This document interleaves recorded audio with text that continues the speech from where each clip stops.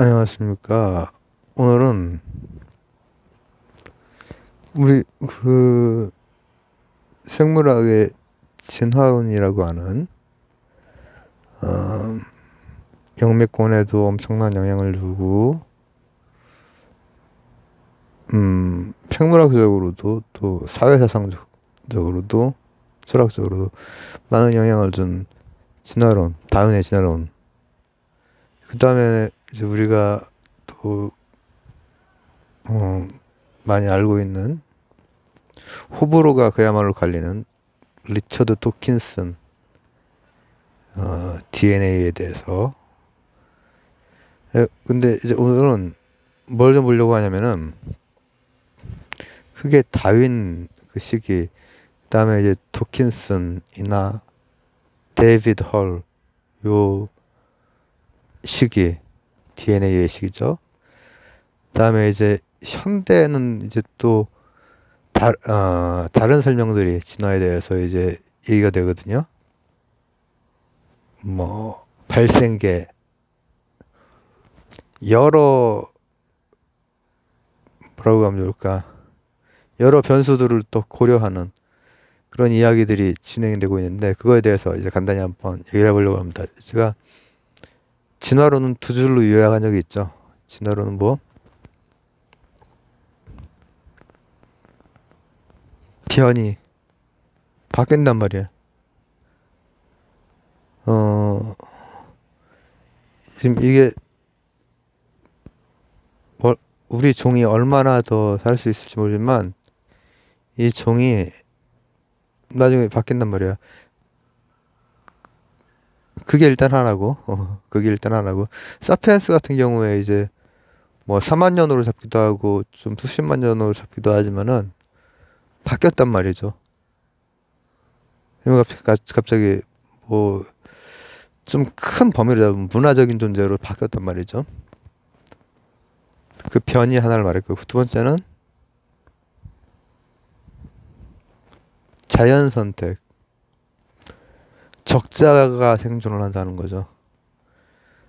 힘이 센 게 아니라 우리가 그 동체중의 다른 동물들에 비해서 힘이 세진 않잖아요. 자연이 선택하는 방향에 잘 맞아떨어지는 게 살아남는 거죠. 그 두 개로 요약을 했었어요. 이제 도킨슨에 대해서는 이제 그 돌연변이, 그리고 DNA의 그 우리가 운반체라는 거죠. 그걸로 일단 뭐 간단하게 요약을 했지만은, 뭐 각각 그 가지고 있는 성격들이 그것만 있는 건 아니에요. 몇 가지 중요한 것들이 있어요, 각각에게. 그건 나중에 좀 보도록 하고, 오늘 보려고 하는 건 뭐냐면은 이 다윈의 진화론이 벌써 얼마나 된 거지? 100 몇십 년, 아니 200, 아유 헷갈리네. 다윈 서거 얼마 주년, 이게 있었던 게 벌써 몇 년 전인지 모르겠네. 몇십 년 전이 됐는지. 근데 그 한참이 지나고 나서 또 한 50년 전쯤에 이번에는 분자생물학의 발전으로 다른 해석을 이제 하게 되는 거죠. 흐름만 좀 보려고 하는 거예요. 그 다인에서 분자생물학의 흐름, 그 다음 지금은 이제 그야말로 이제 BT의 시기, 얘는 또 어떻게 보고 있는지. 우선 잘 알고 있는 도킨슨을 보기 전에 데이비드 헐이라고 하는 사람이 예, 보는 진화는 이런 거예요. 둘 다 이제 비슷한 시기이기 때문에 유전자예요. 일단은 유전자. 근데 데이, 데이비드 헐은 여기 유전자가 있죠. 유전자가 있고, 내가 한 4만 년 지나면은 우리가 또 조금 이렇게 변할 수도 있어요. 근데 이제 기본적으로 다윈은 아주 서서히 변하는 것만 인정을 했다면은 기본적으로 실제로 사피엔스 같은 경우에는 몇만 년 전인지 모르지만 갑자기 변해서 막 그림을 그리기 시작하고 막 난리가 났단 말이에요. 지금 지- 그때 사피엔스를 지금 데려오면은 지금 물리학자나 아니면은 전투기 조종사가 될 수 있어요. 그리고 지금 사피엔스를 그때로 갖다 놓으면은 그때 그 사냥 이제 활 쏘고 그 들수 그리고 뭐 아니면 기하학적인 거 그리고 이게 똑같단 말이에요. 근데 그 바로 직전에는 우리가 이제 뭐 알고 있는 호모 일렉투스 엘렉투스 이렇게 걸어 다니고 갭이 굉장히 크죠. 그러니까 그 시기가 상대적으로는 굉장히 급속한 거죠. 근데 이때 유전자하고 어, 상호작용자라고 하는 두 개의 틀로 진화를 봐요. 이걸 자세히 하기 전에 그럼 도케스는 어떻게 보냐? 유전자랑 운반자로 보는 거예요. 우리가 잘 알고 있는 운반자. 그럼 그 두 차이는 뭐냐? 유전자는 양쪽 다 복제예요. 복제. 복제.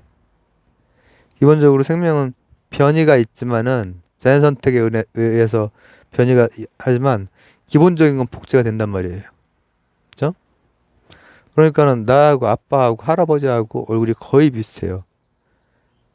밑으로 내려오면서 조금 할아버지가 좀 잘생겼었고 아빠나 저는 거의 비슷하게 생겼거든요. 그리고 삼촌이나 아빠가 할아버지를 못 따라가. 하지만 그게 바로 변이라는 거예요. 약간의 차이는 있어. 근데 전체적으로는 체형이나 이런 건 거의 비슷해요. 거의 비슷해요. 심지어는 삼촌은 이제 두꺼운 체형인데도 불구하고 저나 이렇게 뭐라고 합니까? 이런 골격의 구성이라든지 이런 거 자체는 거의 비슷해요. 삼촌은 이제 두툼해서 체격이 좋죠. 체격이 좋은데 제가 좀 살 좀 살이 붙고 이렇게 하면은 이제 약간 비슷해지는. 저는 물론 그 뼈의 두께가 그렇게 두껍지 않지만은 구조적으로는 비슷한. 근데 이런 게 변이라는 거죠. 이 사람은 상호작용자라고 하는 또 다른 하나의 뭐라고 하면 될까? 유전자 말고 또 다른 하나의 요인을 들어서 이것이 바로 그 변이에 해당되고 그리고 자연 선택을 받을 수 있게 하는 것이다. 그게 바로 뭐냐? 환경과의 조절. 진화론은 처음 진화론이나 아니면은 50년 전의 진화론도 유전자와 환경이에요, 결국은. 유전자하고 환경. 근데 유전자는 복제에 해당되는 거고 환경과의 적응. 환경과의 적응. 예, 유전자 중에서 이제 환경에 따라서 이제 슬림한 어, 우리 그 집안 같은 경우에도 슬림한 쪽이 있고 도톰한 쪽이 있고 한단 말이에요. 근데 이 유전자가 이렇게 내려오면서 내가 유기체가 상호작용자가 되는 거예요. 여기서는 환경과의. 그러면서 근데 아주 서서히라고 하지만은 정말 런 상호작용자에 의한 것이 그 유전의 그 시간이라고 하는 건 엄청나게 길나지만은 그 안에서도 굉장히 빠르게 적응을 해 나간다 이거죠. 상호작용자에 의해서. 근데 이제 이 도킨스는 뭐냐면은 그런 게 아니다. 유전자가 복제뿐 아니라 헐이 상호작용이라고 했던 환경과의 그걸 말하는 거예요. 자연 선택이랑 관련된 내 몸부림, 유기체 몸부림. 근데 도킨스는 그게 아니죠. 도킨스는 유전자가 복제뿐 아니라 환경과의 상호작용도 유전자 차원에서 일어난다. 이렇게 보는 거예요. 그때가 이제 유전학이 이제 이중나선이 발견되고 막 아주 그 뭐라고 하면 좋을까? 사람에 대해서 이제 알게 됐다라고 하는 첫 함성이 터진 때란 말이죠. 그 이후로 이제 한 30년, 40년이 지나면서 인간 지놈, 게놈 프로젝트라고 우리나라에 많이 얘기했던 거. 그런 게 하면서 엄청난 비약이 다시 한번 일어나고. 근데 그 전까지의 설명 방식이 이랬던 거예요. 아주 오래전, 뭐 아주 오래전 아니고 백 몇십 년 전에 다윈이라고 하는 양반이 기본적인 골격을 만들어 줬고, 통찰이죠. 그 다음에 분자생물학의 시기에 이중나선이 발견되면서 DNA가 이제 복제를 담당하고, 또 환경과는 뭐가 작용하냐? 상호작용자라고 하는 게 있다라고 하는 게 허리고, 유전자가 그걸 한다 이거예요. 유전자가. 그땐 유전학의 그 수준을 봤을 때는 각각 나름대로는 이제 논리적으로 추론을 한 거죠. 그분들이. 그러면은 이 유기체는 뭐냐? 이것 때문에 도킨슨이 엄청난 편지, 막 항의 편지를 받고 막 했던 거죠.